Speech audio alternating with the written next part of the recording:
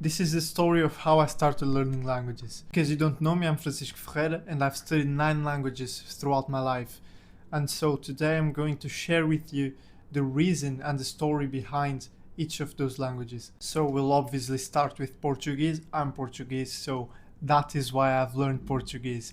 Not much there. Before you ask me, I basically grew up in a monolingual household. My parents weren't fantastic at English. I'd say that they were A1, A2 at max. I actually started studying English in school and it was not enough for me because at a certain point I wasn't seeing much progress, and where I saw the most progress was outside of school. I started watching stuff in English. I started hanging out with people that had a different culture, so they were used to watching American shows and stuff like that, and so we used American expressions, everything like that. Now English is basically my operating system.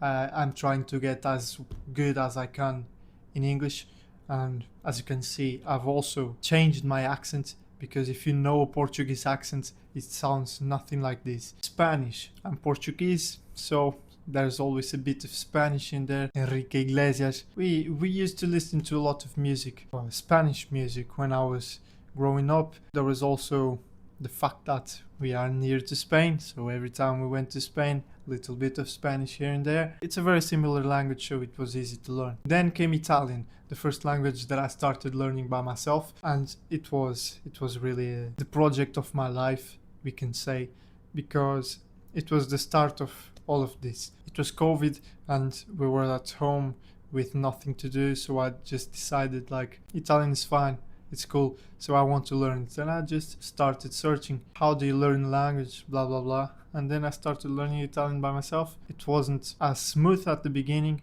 I went through a lot of difficult stages because I didn't really know what to do, and I tried everything. I tried to do like verb lists of with every conjugation in a notebook, and I had like 100 verbs with all the conjugations. It was not good. I ended up looking at that notebook and I was like, I didn't really learn that. So I just stopped doing that. It was an experience and that's nice. So I studied Italian for a year and then I stopped for a bit, and then I got back to it because I was going in an Erasmus week to Italy, so I wanted to be fresh.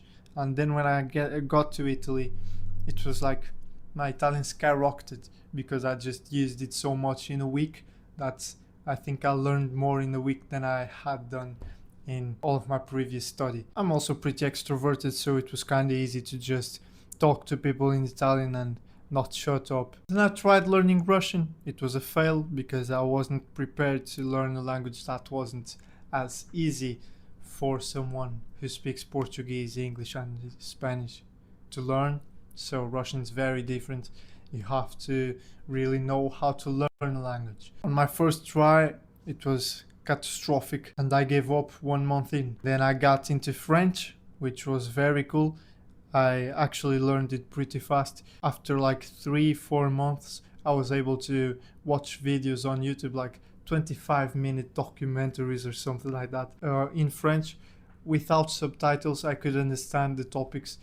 Obviously, I didn't understand every word, but it was actually really nice because I could just enjoy watching content that I found interesting, but I did it in French, which was completely amazing. Then I studied it a bit more a couple months ago because I was going to Belgium and France. So I did that. I went to Belgium and France and I talked to people. I had fun moments speaking French with people, so it was brilliant. Then I got into Russian again and I got it this time. I actually stick to it for a year and it worked out. I tried my hardest and I got to reap the rewards. I'm actually super proud of myself for having studied Russian to a point that I can now just get text and understand it fine, and I can talk to friends in Russian and have fun. It's not so great now because I haven't studied it in a long time. I just try to maintain it now, but that's where I'm at, maybe at a B1 level. Then I started learning Romanian because I went to Romania back in 2019 and I really liked it. And here in Portugal there are lots of Romanians and I have some Romanian friends, so I just wanted to speak the language basically. And so I studied it at the same time as Russian, and yeah, I studied it for like 8 months, and it's also a Romance language, so not that hard, but it's a mix of Romance and Slavic, so it's a bit harder, but yeah, it's good. Then I got into Swedish because I was searching for a language to learn. That was just like, I don't know, maybe Germanic, because I don't want to learn German yet, but I want something that gives me a nice bridge into German, because Swedish has some German grammar basically. And also I was looking at different languages and Swedish just sounded very curious to me, just sounded very nice. I liked it from the first moment, and so I picked it up and yeah, started learning it, and I studied it for like, I don't know, 9 months, something like that. Probably at a B1 level right now. And now currently I'm studying Polish because I just find it so funny. Every word in Polish is funny. And I'm actually going to Poland in Erasmus, so I'm going to live there for 4 months, basically 4.5 months, and it's gonna be fantastic.